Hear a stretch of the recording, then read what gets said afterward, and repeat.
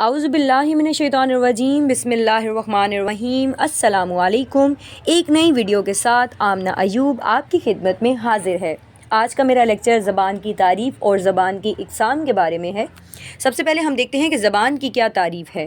لفظ زبان کے دو معنی ہیں، یعنی اول معنی عضو بدن، ہمارے منہ میں جو زبان ہوتی ہے جس کے ذریعے ہم گفتگو کرتے ہیں، اور دوسرا مطلب زبان کا کیا ہے، دوسری زبان جو ہم بولتے ہیں۔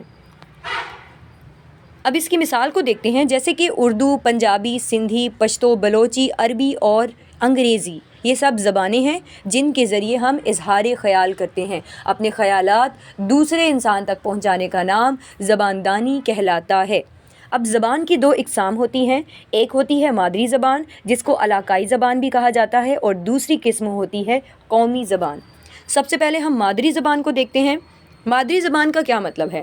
مادری زبان وہ زبان ہے جو ماں سے ورثے میں ملتی ہے اور بچہ اپنی ماں سے بولنا سیکھ جاتا ہے، یا اپنے گھر میں ہم جس زبان میں بول چال یا گفتگو کرتے ہیں اسے مادری زبان کہا جاتا ہے۔ اب اس کی مثال دیکھتے ہیں، جیسے کہ پنجابی، سرائکی، پشتو، ہند کو، سندھی، بلوچی، براہوی، کشمیری یا گجری زبان، یہ سب زبانیں علاقائی زبانیں بھی کہلاتی ہیں۔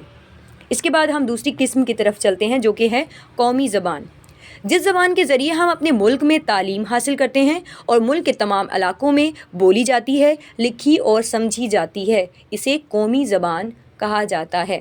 اب قومی زبان کی کیا تعریف ہے یا اس کی کیا مثال ہے؟ جیسے کہ ہماری ملک کی جو زبان ہے، جو ہماری قومی زبان ہے، وہ ہے اردو۔ تو پیارے بچوں، آج کا ہمارا لیکچر یہیں تک تھا۔ امید ہے کہ آپ کو سب کچھ بآسانی سمجھ آ گیا ہوگا۔ ویڈیو پسند آئی ہو تو اس کو لائک کیجئے گا، چینل کو سبسکرائب کیجئے گا اور بیل آئیکن پر کلک کرنا مت بھولیے گا۔ اپنا اور اپنے پیاروں کا بہت زیادہ خیال رکھیے گا۔ ویڈیو دیکھنے کا بہت زیادہ شکریہ۔ اللہ حافظ۔